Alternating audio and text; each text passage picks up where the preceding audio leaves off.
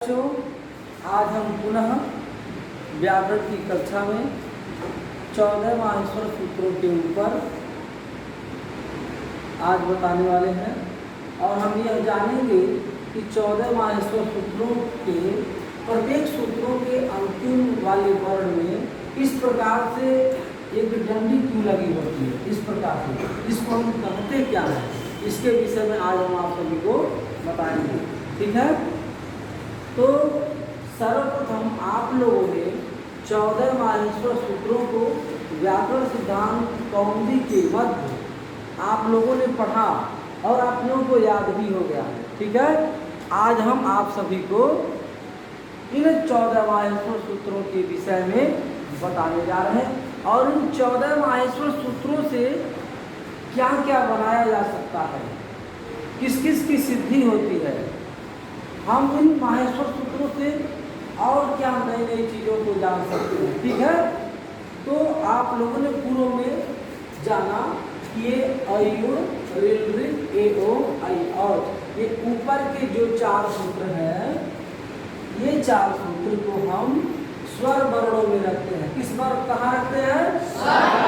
स्वर वर्णों में रखते हैं। ठीक है, और यदि आपको प्रत्याहार बनाने के नियम बताया जाए तो देखो, प्रत्याहार हमने आपको बताने के लिए बताया भी था और आज थोड़ी सी प्रत्याहार के विषय में बताते हैं।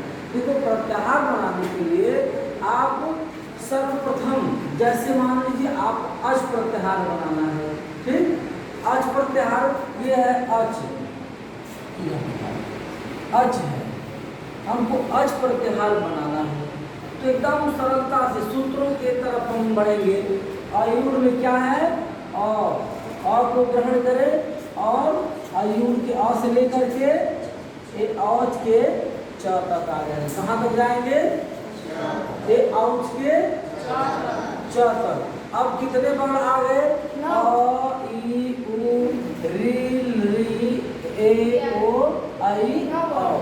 कुल 9 वर्ण हुए। कितने वर्ण हुए? 9 वर्ण में। इसी प्रकार से हम प्रत्याहार बनाते हैं। ठीक, सूत्र का प्रथम पूर्व वाला वर्ण और सूत्र का अंतिम वाले वर्ण को हम ग्रहण करते हैं। इसी प्रकार से अगर आपको अक प्रत्याहार बनाना है, यदि अक प्रत्याहार बनाना है ऋ के क तक आएंगे तो इसमें अ ई उ ऋ ऋ 5 वर्ण में। अब तो इसी प्रकार से 42 प्रकार की संज्ञाएं हो जाती हैं और 14 माहेश्वर सूत्रों के द्वारा। अब हम ये जानेंगे कि ये अंत वाले वर्ण को हम इसकी गणना क्यों नहीं कर रहे हैं। प्रत्येक वर्णों के अंत में इस प्रकार से एक पाई लगा दी गई है। तो जब हम ग्रंथ में अध्ययन करेंगे तो लिखा हुआ मिलेगा इति माहेश्वराणि सूत्रा यणादि संज्ञार्थानि। इस प्रकार से लिखा हुआ है तो इसका अर्थ क्या हुआ? इति माहेश्वराणि, ये जो माहेश्वर सूत्र है, ये जो माहेश्वर सूत्र है, ये क्या है? अणादि संज्ञार्थानि, अण आदि संज्ञाओं के सिद्धि के लिए। समझ में आ रहा है? बहुत सुंदर। अण आदि संज्ञाओं के सिद्धि के लिए है, अण आदि बनाने के लिए। अब आपके मन में एक प्रश्न उठता होगा, अब अण आदि क्या है? जैसे हमने आपको बताया, अच बताया, अक बता दिया, उस भी एक संज्ञा है, एक प्रत्याहार है। अब हम देखेंगे अण प्रत्याहार बनाना हो तो अयुर यहाँ पर देखेंगे, ध्यान से देखेंगे आप लोग। ये अयुर सूत्र है, अयुर सूत्र में हमको अण प्रत्याहार यदि बनाना है, अ हुआ और अण हुआ, क्या हुआ? अण हो गया। अण में सर्वप्रथम हम सूत्र का प्रथम वर्ण ग्रहण करते हैं और जहाँ पे ड़ है सूत्र के अंतिम वर्ण क्या है? ड़ है ना, तो अंत वाले वर्ण को ग्रहण कर लिए तो क्या हुआ?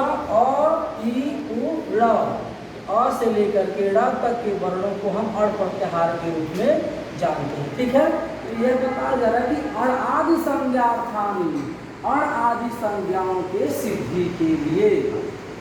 इसी प्रकार से प्रत्येक सूत्रों से हम सूत्रों का पूर्व वाला वर्ण और सूत्र के अंतिम वाले वर्ण को ग्रहण करके 42 प्रकार के संज्ञाओं को 42 प्रकार के प्रत्याहारों की सिद्धि कर लेते हैं। ठीक है, फिर अब इसके विषय में जाने हम जो अंतिम वर्ण पे एक इस प्रकार से जो रंडी लगी हुई है इसके विषय में जाने। तो पुनः जब हम ग्रंथ का अवलोकन करते हैं, पढ़ते हैं, तो लिखा है एसाम अंत्या इतः। क्या लिखा हुआ है? एसाम अंत्या इतः। बहुत सुंदर। एसाम अंत्या इतः। ये जो 14 माहेश्वर सूत्र हैं, इनके अंतिम वाला वर्ण क्या होता है? इत होता है। अंतिम वाला वर्ण इत होता है। अब अंतिम आप खड़े हुए, अंतिम सूत्रों का अंतिम वाला वर्ण कौन कौन सा होगा? क्या होगा? ड़। क्या होगा? आप बताइए क्या होगा? ड़। आप बताइए। क। बहुत सुंदर। आप बताइए। बहुत सुंदर, बहुत सुंदर, बहुत अच्छा, बैठ जाइए। ऐसे ही 14 माहेश्वर सूत्रों का जो अंतिम वाला वर्ण है, जैसे अयुण का ढ, ऋ का त, एओं का आई, औच का च। बहुत सुंदर। हैवरट का लड़ का यमनम का जभय का। बहुत सुंदर। घटधस का जब गड्ढस का चट्टों का। बहुत सुंदर।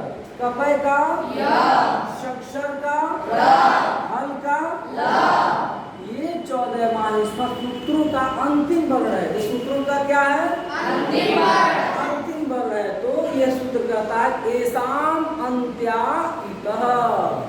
ये 14 माहेश्वर सूत्रों के अंतिम वाला जो वर्ण है वो क्या है? इत है। वो क्या है? एसाम अंत्या इतः। इनके अंतिम वाले वर्ण जो है सब क्या है? इत संज्ञक है। ये सब क्या है? इत संज्ञक है। ये सब इत वर्ण है। इसको क्या कहेंगे हम? इत वर्ण कहेंगे। इसलिए इनकी गणना हम जब प्रत्याहार बनाते हैं, सिर्फ प्रत्याहार बनाने में अंत वाले वर्ण के रूप में रखते हैं और इनकी गणना नहीं करते हैं, इनको छोड़ देते हैं। ठीक है, अब आगे क्या है? हकारादिस्वकारः उच्चारणार्थः। अब हकारादिस्वकारः उच्चारणार्थः क्या है? अब देखेंगे, अभी तक तो आप लोगों ने यहाँ पढ़ा स्वर वर्णों को पढ़ा। अब यहाँ से आप लोग व्यंजन 5वें सूत्र से व्यंजन वर्ण को हम पढ़ते हैं। ठीक, तो हकारादिस्वकारः उच्चारणार्थः। हकार आदि में जो अ है वह किस लिए है? उच्चारणार्थः। किस लिए है? ह आदि वर्णों में जो अ है वह सिर्फ उच्चारण के लिए है। समझ में आया? अब जैसे हम बोलते हैं हा बोल रहे हैं ना, तो सिर्फ हम हा बोल रहे हैं और साथ में किस वर्ण का ध्वनि उच्चारित हो रही है? अ का हो रहा है ना, कि हम गलत उच्चारण कर रहे हैं। लग रहा हम गलत उच्चारण कर रहे हैं। आप सही बार उच्चारण करिए। अभी तो आ बोल रहे हैं ना। तो यही सूत्र कह रहा है स्वकार उच्चारणार्थ हकार आदि वर्णों में। अब हकार आदि वर्णों में अर्थात ह य व ल यम गण जितने वर्ण हैं, जब हम इनका उच्चारण करेंगे तो साथ में क्या होगा? अकार उच्चारणार्थ। जो अ होगा वह उच्चारण के लिए होगा। ह बोल रहे हैं तो ह में अ हो रहा है, अ का उच्चारण हो रहा है, तो किस लिए? उच्चारणार्थ। वह उच्चारण के लिए है, क्योंकि व्यंजन का उच्चारण बिना स्वर के नहीं कर सकते। तो यहाँ पर हकारादिस्वकारः उच्चारणार्थः। हकार आदि वर्णों में जो अ है वह उच्चारण के लिए। समझ में आ गया आप सभी को? अब अगली पंक्ति है लड़ मध्य पित संज्ञकः। क्या है? लड़ मध्य पित संज्ञकः। अब यहाँ पे बता रहे हैं कि लड़ सूत्र है। क्या है?